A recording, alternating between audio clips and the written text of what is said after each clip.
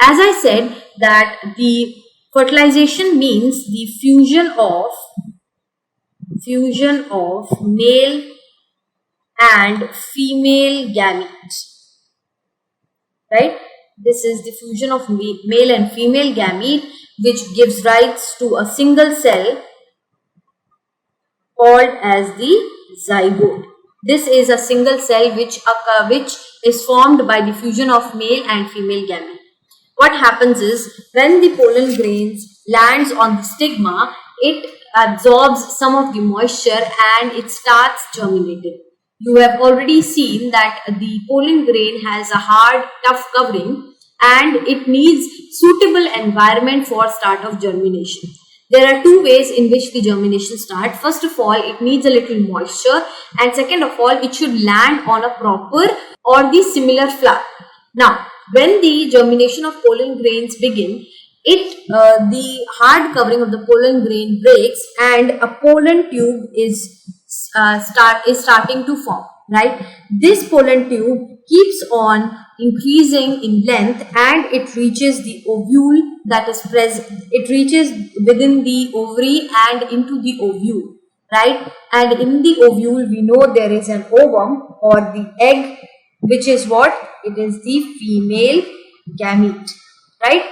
Now, once it reaches the female gamete, then what happens? The male gamete, right? So this is the male gamete which is present.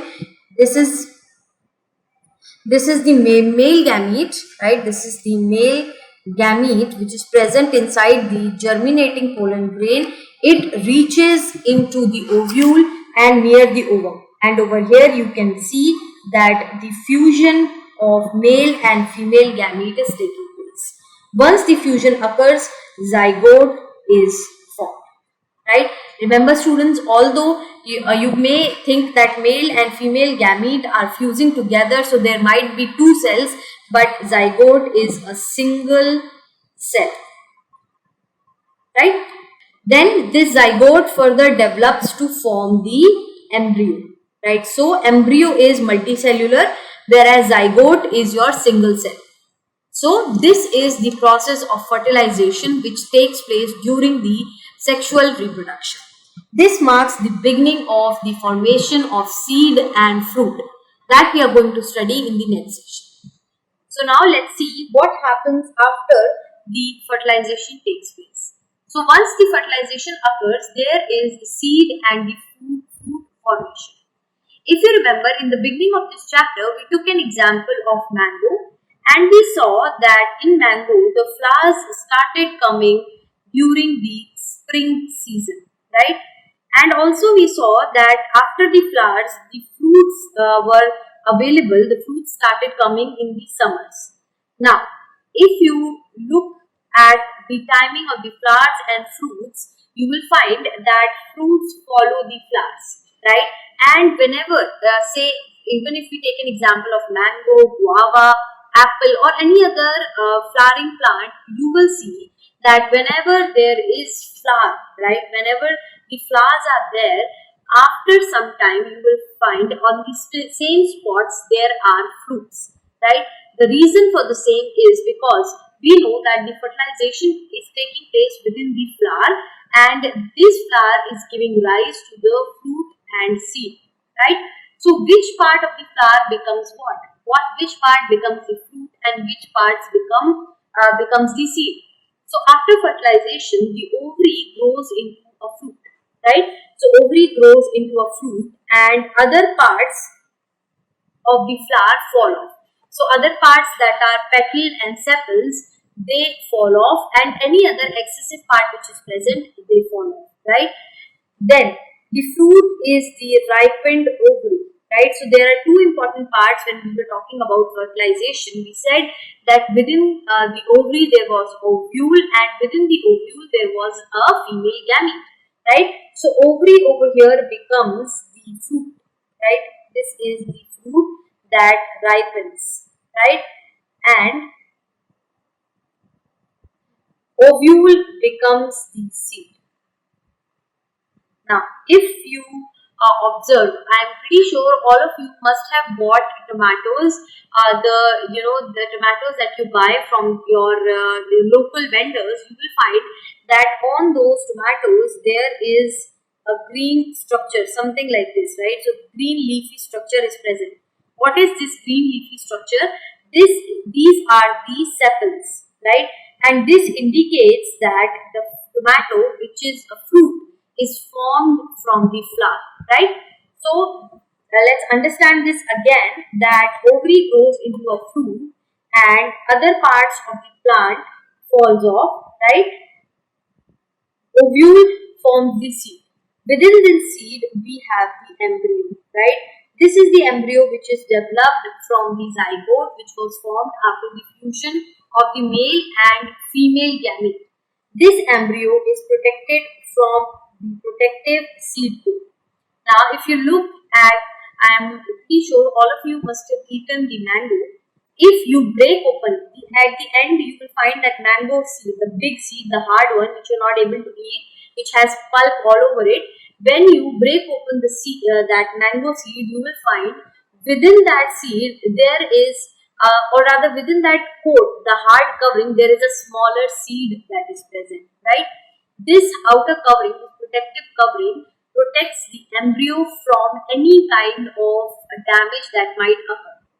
Now, if you remember, the same kind of protection was seen in the pollen grains. Why is there this kind of protection present in the pollen as well as in the seed? Let's understand that. So, over here up till now, I'm pretty sure you will remember clearly that ovary forms the fruit and ovule forms the seed that is within it. It's pretty easy to understand because in the flower also, ovary is outer. Within the ovary we have the ovule. So ovary is the outer covering and within that we have ovule. Similarly, fruit is the outer covering and within that we have the seed. And within that seed we have the embryo. Now let's understand that when I say that the fruit is ripened ovary, what does ripen mean? Many times the fruit is like mango or apple, which have a very fleshy pulp, right? It has these fruits are quite fleshy and juicy.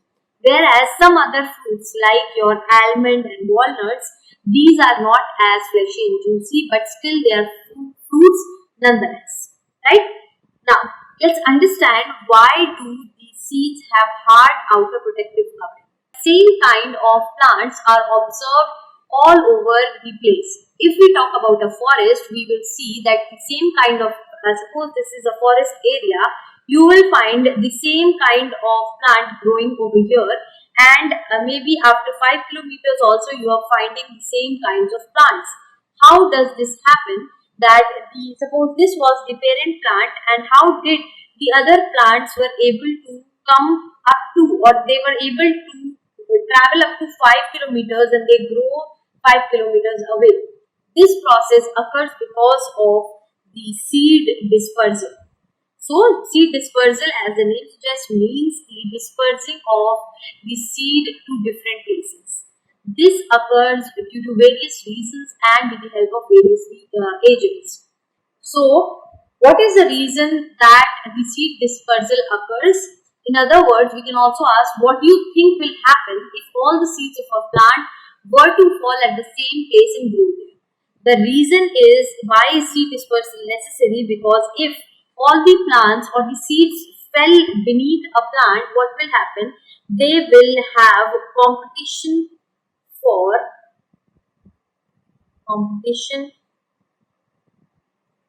space. They will have competition for space, nutrition, right, sunlight, and anything that is required by them, that is water also. So all of these things are required for the growth of the plant. Now imagine there is it's a huge big tree. Let's say this is a huge tree where the dispersion has not taken place, right? So it's a big tree and the seeds have fallen beneath it, right? And what is happening? The plants are growing in size until they are small plantlets. When they are really small, much problem will not be seen. The only thing would be that the tree's canopy will block the sun rays. Also, when it will start to grow the roots, what will happen? That this time, as you can see, the space problem will begin. Right, when these trees will start branching, right? So over here you can see how difficult it is for these smaller plants to grow. That is the reason why that the seed dispersal takes place, so that the new plants that are growing are able to grow properly, and there is no competition with the parent plant itself, right? So in this way we see why the seed dispersal is important, right? Now let's understand that how do seed dispersal take place, what are the different agents of seed dispersal. So there are various ways in which the seed dispersal takes place. First of all, seed dispersal takes place with the help of wind. Whenever, understand students, whenever the dispersal of seed is taking place, the seed is always having some or the other kind of modifications which helps in the dispersal. Whenever the seed is being dispersed by the wind, that kind of seed will always be light, and it would have structures like wings, right? Wing like structure, like growth. It would have hairy structures, the seeds would be hairy, right? So these are, first of all, they would be light, they would contain wing like growth or wing like structures, or they would be hairy. For the example, we can see that these are the seeds of drumsticks, right? As you can see, they have this part over here is the one, this whitish part which you can see is the one which helps in its dispersal. Then you have maple seeds. These have these wing-like structure, right? As you can see, these are wing-like structures which helps in the transference of the dispersal of the seed. Then you can see that these are the hairy structures of your madar, right? And this is something which we have seen. All of us must have seen this madar's seed, and you can see this is the seed that we are talking about, and this is the hairy growth. Again, if we look over here also, this is the seed that we are talking about, and this is the winged part or the growth which resembles the wing. Again, this is the part that is the seed, right? So in this way we see that the seed which has to be dispersed by the wind has certain quality. So the seeds which have to be dispersed by the wind have some or the other features which assist in this kind of dispersal. So apart from this, the other agent for seed dispersal is the water. So the seeds which are dispersed by the water usually develop the ability of swimming. That means these, when you put these seeds in water, they will not sink, they will float on the water surface. The reason is that they have spongy or fibrous outer coat, right? As seen in the coconut, right? So as you can see, this is the coconut which has the spongy outer covering and it can easily float on water. So this might come as a surprise to you that coconut is actually you can see that coconut floats on the water for the dispersal of its seed, right? So within the outer hard covering of the coconut, there is presence of a small seed which is, whenever we are eating this particular fruit, we will not be able to observe the seed which is present inside it, right? And it is the coconut that comes to us is actually dried, and when you open it, you will see that you are able to you have to remove the fibers that are there, which if you put these fibers in water, you will see that these fibers float on the water. So this is how we see the young coconut which falls from the tree is covered with this fibrous coat. That means the outer covering is spongy and is covered with fibers which allows it to float on the water. Other plants whose dispersal happens through the water are the aquatic plants like lotus. Also, the seeds of cattail float in the water and are dispersed through the water. right? Then some of the seeds are dispersed by the help of the animals. These are the seeds which have developed spike-like structures. They are spiny seeds with hooks that get attached to the fur of the animals, even to your clothing, right? So when you look at these spiny seeds, you will be able to see that these seeds, as you can see over here, this poor dog has the seeds of xanthium, right, attached to it, right? The xanthium plants have the spiny seeds which are transported by the help of, or which are dispersed to long distances by the help of the animals. When we talk about the forest environment, so from one area to other, usually the animals in the forest travel long distances, right? So xanthium seeds are able to travel from one place to other by getting stuck on the coats or furs of these kind of animals. Other kind of plants which have such trees, which have such seeds are beggarticks, sandwood, and blackberry, right? So this is the dispersal by animals. Then there is a special type of dispersal which occurs, that is the dispersal by explosion. This explosion occurs in the seeds of castor and balsam, right? What exactly happens is when the fruits are ripe, this particular fruit bursts with a sudden jerk, right? Spreading the seeds to long distances, right? The example is violet, jewelweed, witch hazel, castor, and balsam. All of these are the example wherein the fruit bursts open with a sudden jerk, exploding the seeds all over the place, right? This allows the seed dispersion to long distances, right? So in this way, we see that how the seed are dispersed with different agents, and depending on the kind of agent utilized by the plant for the dispersal, the seeds have their modification. Now, if you talk about the animals, there are two ways in which the dispersion takes place. One is when the seed gets stuck on the fur of the animal. The other is the way in which the mango, guava, apple, all these plants are able to disperse their seed, right?